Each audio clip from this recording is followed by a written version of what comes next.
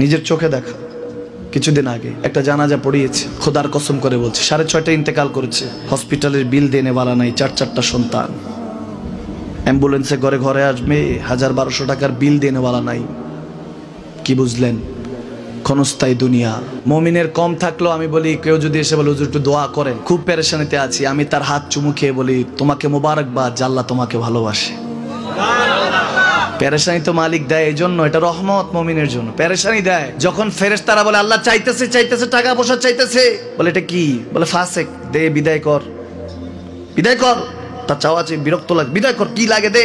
আল্লাহ 10 কোটি দিয়েছে, 100 কোটি দে, বিদায় কর।